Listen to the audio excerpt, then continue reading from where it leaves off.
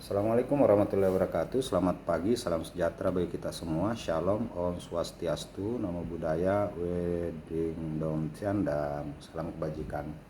Bapak Ibu, pada malam hari ini sesi kita terkait dengan skenario thinking. Skenario thinking itu dimaksudkan agar kita dapat membuat narasi masa depan ke arah mana proses ini akan berjalan dan akan kita tuju. Nah, ini terkait dengan Bapak Ibu materi sebelumnya tentang sketsa kehidupan beragama di Indonesia, di mana di situ sudah disajikan bagaimana sih dinamika kehidupan beragama di Indonesia saat ini dalam konteks kenegaraan kita dan dalam rangka mempertahankan negara kesatuan Republik Indonesia.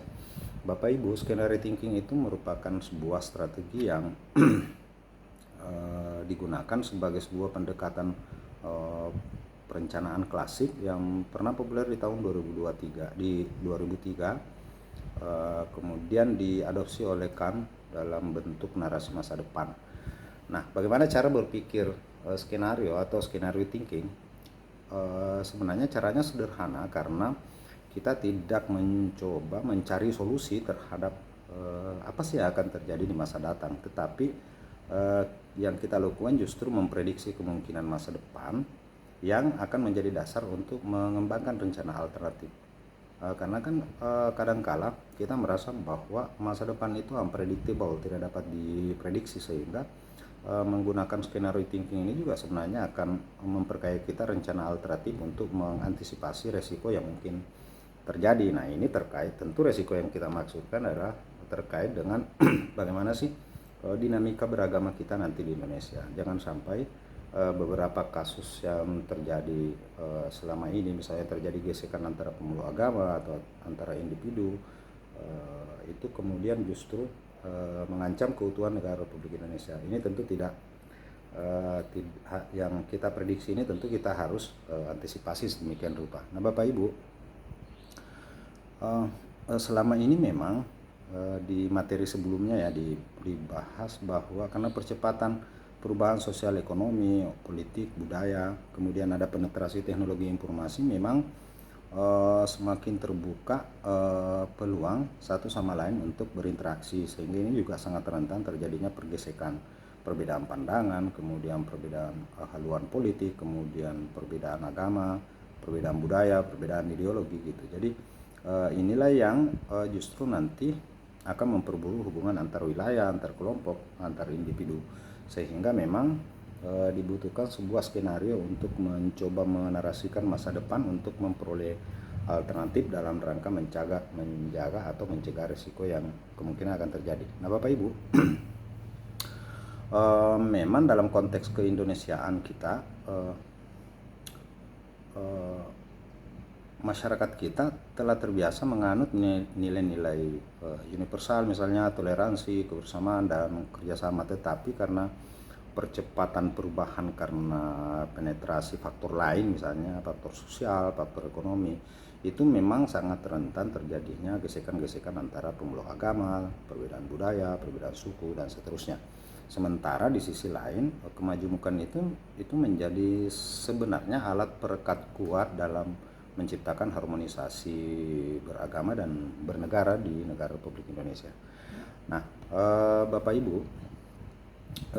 kecenderungan yang terjadi kemudian adalah bahwa sadar atau tidak, di tengah masyarakat kita masih ada kelompok-kelompok yang toleran inklusif gitu. Jadi toleran inklusif ini tetap mengacu pada nilai-nilai universal, tetap menghargai perbedaan, tetap menjunjung tinggi hak-hak asasi individu gitu kan, sehingga memang di Indonesia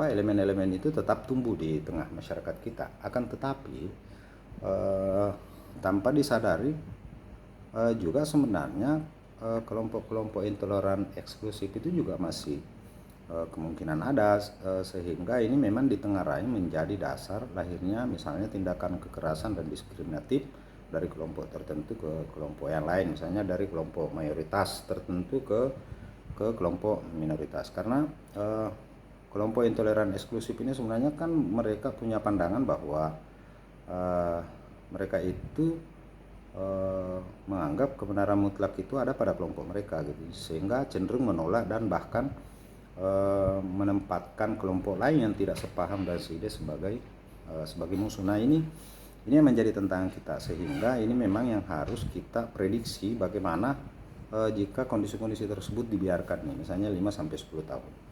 Untuk itu maka kita akan menggunakan strategi skenario thinking ini. Nah, saya kira kita mempelajarinya tidak dalam konteks teori, kita langsung praktek Bapak Ibu ya. Jadi untuk di ruang kelas ini saya akan membagi 4 kelompok. Nanti akan diberi 2 kasus. Jadi satu kasus akan dikerjakan oleh 2 kelompok. Nanti setelah masing-masing kelompok mengerjakannya, nanti kami akan minta untuk dipresentasikan, sementara kelompok lain yang membuat refleksi. Baik Bapak Ibu. Nah, sebenarnya kasus ini merupakan bentuk atau fenomena dari dinamika keberagaman kita di Indonesia. Misalnya di kasus pertama ini sudah mulai ditemukan nih perumahan yang dikembangkan sebagai hunian khusus untuk kelompok agama tertentu. Nah, perumahan ini dikembangkan dengan dengan hukum-hukum agama yang dianutnya gitu. Jadi misalnya di satu perumahan, taruhlah ini di foto ini perumahan khusus untuk muslim gitu. Nanti di sana nggak boleh tidak pakai jilbab bagi putrinya, nggak boleh masuk yang nggak pakai jilbab, harus salat berjamaah, mengaji harus di masjid perumahan dan macam-macam. Itu fenomena ini udah mulai muncul nih. Nah, di kasus kedua ini juga mulai juga semakin nyata, semakin menguat bahwa tradisi-tradisi dahulu kala, misalnya rumah ibadah berdampingan, kemudian kegiatan saling bekerja sama, itu juga masih tetap ada. Jadi misalnya Gereja Katolik Keuskupan Semarang itu melaksanakan kegiatan Pantekosta itu juga disetting sedemikian rupa sebagai kampung budaya, dan itu bisa diakses oleh semua masyarakat meskipun mereka itu bukan beragama Katolik. Nah, sama kemarin yang misalnya di Sulawesi Selatan itu pihak gereja membiarkan halaman gereja itu sebagai tempat beribadah bagi umat muslim di hari raya Idul Fitri atau hari raya Idul Adha. Jadi fenomena kedua ini juga masih tetap ada di masyarakat kita. Nah, tugas Bapak terkait dengan kasus ini adalah mencoba menyusun narasi masa depan dengan strategi skenario thinking, dengan menuliskan secara berurut dari titik 1 ke titik 2 dan ke titik 3 dan seterusnya. Tetapi ini Bapak Ibu diminta untuk membuat netral, jadi membuat proses netral dan alamiah, dengan catatan bahwa di sini yang diminta bukan solusi atau intervensi yang diperlukan gitu. Jadi hanya Bapak Ibu memetakannya saja. Kemudian selanjutnya, apakah dalam proses yang Bapak Ibu petakan dari titik 1, titik 2, titik 3 itu ada kemungkinan berbelok dari kondisi sebelumnya.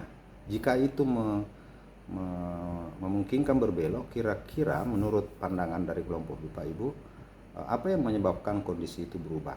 Nah, dari sini nanti Bapak Ibu akan mencoba memprediksi bagaimana sih 5-10 tahun ke depan jika kondisi ini dibiarkan. Oke Bapak Ibu ya, jadi saya kira itu yang menjadi tugas Bapak Ibu, dengan catatan bahwa dalam membuat narasi masa depan menggunakan strategi skenario thinking ini, ada 3 komponen utama yang Bapak Ibu harus pahami. Yang pertama, bahwa dalam membuat skenario thinking memang ini sangat dibutuhkan yang expert. Jadi memang kita menguasai situasi itu, kita menguasai kondisi yang sebenarnya, sehingga mungkin Bapak Ibu perlu mendiskusikannya dengan lebih detail bersama dengan kelompoknya. Kemudian yang kedua adalah skenario thinking sebenarnya juga membutuhkan data yang valid atau relevan, sehingga memang dibutuhkan sumber-sumber data yang relevan dan valid dalam rangka membuat narasi masa depan menggunakan skenario thinking. Kemudian yang terakhir adalah dalam proses perumusan itu Bapak Ibu ya, jangan melibatkan bias kognitif, karena ini memang kadang-kala ini agak sulit nih menarik benang merah, karena kadang kita menjustis, memutuskan sesuatu benar atau salah itu berdasarkan apa yang kita tahu sebelumnya. Baik, Bapak Ibu, saya kira demikian untuk pengantar. Silakan dikerjakan. Assalamualaikum warahmatullahi wabarakatuh.